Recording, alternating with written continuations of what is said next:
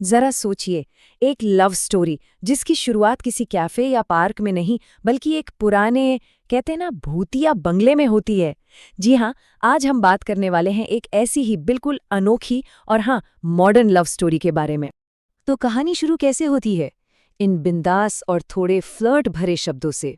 और ये शब्द कौन कह रहा है? एक रहस्यमयी औरत जो तीसरी मंजिल की बैल्कनी पर हाथ में पिज्जा लिए अचानक से प्रकट हो जाती है। मतलब क्या सीन है। तो चलिए कहानी का पहला पन्ना पलटते हैं, देखते हैं कि ये अजीब मुलाकात आखिर शुरू हुई कैसे। तो मिलवाते हैं आपको इस कहानी की अनोखी जोड़ी से। एक तरफ है विक्की, एकदम सीधा साधा सॉफ्टवेयर इंजीनियर, अपनी ही दुनिया में मगन, थोड़ा कह सकते हैं डरपोक सा। और दूसरी तरफ है रेशमा, बिंदास, चुलबुली और पूरे 200 साल पुरानी। और हाँ, सबसे जरूरी बात, वो एक चुड़ैल है। अब जरा विक्की की जगह खुद को रखकर देखिए। आधी रात का वक्त, आपकी बालकनी, और वहां एक खूबसूरत लड़की हाथ में पिज्जा लिए खड़ी है। विक्की तो बेचारा हैरान, थोड़ा कंफ्यूज्ड, पर एक पल के लिए उसे लगा, भाई वाह, लगता है यही वो लड़की है जिसका वो कब से इंतजार कर रहा था। विक्की बेचारा तो सपनों में खो ही रहा था कि सब कितना परफेक्ट है। तभी उसकी नजर नीचे गई और बस वहीं से कहानी में एक बहुत ही डरावना मोड़ आ गया। और उसने क्या देखा? उसके पैर पीछे की तरफ मुड़े हुए थे। मतलब एकदम क्लासिक निशानी कि रेशमा कोई इंसान नहीं बल्कि एक भूत है। और ये देखते ही विक्की के तो सचमुच होश उड़ गए। तो अब सवाल ये है कि एक डरावना सा साया एक जिद्दी गर्लफ्रेंड कैसे बन जाता है? चलिए आगे देखते हैं इस सफर को।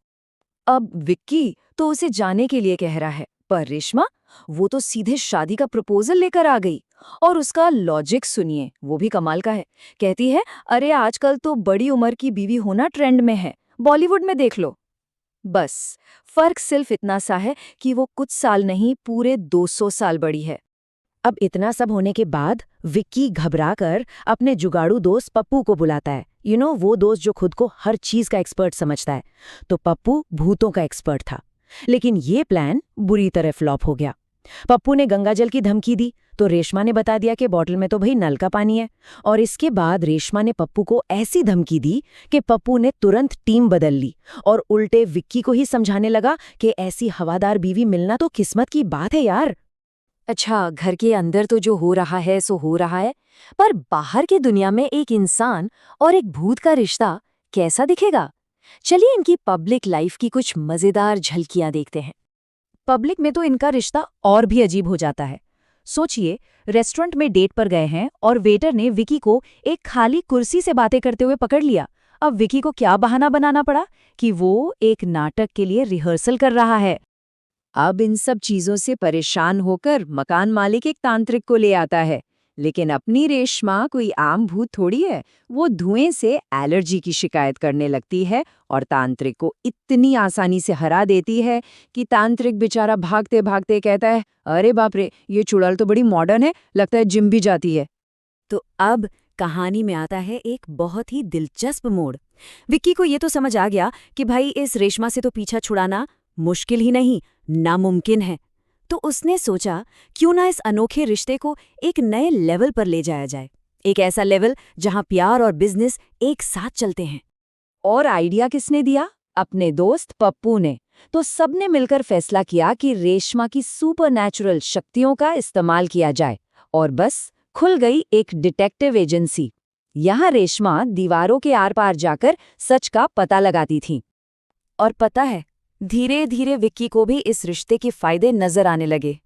आखिरकार ऐसी गर्लफ्रेंड होना जो ट्रैफिक जैम में आपकी कार को हवा में उड़ाकर निकाल दे, इतना भी बुरा सौदा नहीं है ना?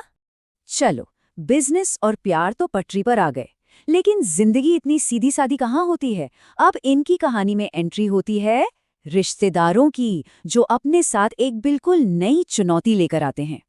हुआ ये कि विक्की की माँ और बुआ बिना बताए घर आ धमकी, और फिर जो हंगामा शुरू हुआ, पूछो मत। माँ को सोफा एकदम बादलों जैसा आरामदायक लग रहा था। क्यों? क्योंकि वो एक अदृश्य रेशमा के ऊपर बैठी थी। बुआ जी किचन में अपने आप काम करती ब्लूटूथ केतली देखकर हैरान थीं। और हद तो तब हो गई जब रेशमा ने जेलसी में दीवार पर केचप से लिख दिया, विक्की सिर्फ मेरा है। बस फिर क्या था, माँ और बुआ सामान उठाकर सीधा स्टेशन की तरफ भाग गई। लेकिन मुश्किलें सिर्फ विक्की के परिवार तक ही नहीं थीं। अरे नहीं, अब उसे रेशमा के भूतिया रिश्तेदारों से भी तो मिलना था। और इसके लिए उन्हें जाना पड़ा रात में कब्रिस्तान, जहां डिनर में रेशमा का पसंदीदा खाना था ताज़ी हवा और सूखे पत्ते। तो डिटेक्टिव एजेंसी तो चल निकली, और इसकी सफलता के साथ इनकी लव स्टोरी भी एक नए मुकाम पर पहुंच गई। एक ऐसा मुकाम जहां एक बहुत ही अनोखी सगाई की तैयारी शुरू होती है। और यहाँ भी पप्पू एक और जबरदस्त आइडिया लेकर आता है। क्या? एक मोबाइल ऐप जिसका नाम है घोस्ट फाइंडर। और इसकी ब्रांड एम्बेसडर कौन बनी? जाहिर है, अपनी रेशमा। ऐप लॉन्च होते ऐसा हिट हुआ कि पूछो मत। लोगों के अजीब अजीब मैसेज की तो बाढ़ ही आ गई। कोई रेशमा से कह रहा था, हेलो भूत जी, प्लीज मेरी एक गर्लफ्रेंड ढूंढने में मदद कर दो। तो किसी की फरमाइशें तो इससे भी ज्यादा निराली थीं। और आखिरकार विकी हिम्मत जुटाकर रेशमा को प्रपोज कर ही देता है। इनकी सगाई होती है एक पुरानी खंडर हो चुकी हवेली में। और गेस्ट लिस्ट में एक भी इंसान नहीं था। जी हाँ, सारे के सारे मेहमान भूत थे। तो ये कहानी हमें एक बड़े मजेदार सवाल के साथ छोड़ जाती है। ज्यादा अजीब क्या है, एक भूत को डेट करना या फिर उसके साथ मिलकर एक सफल बिजनेस चलाना?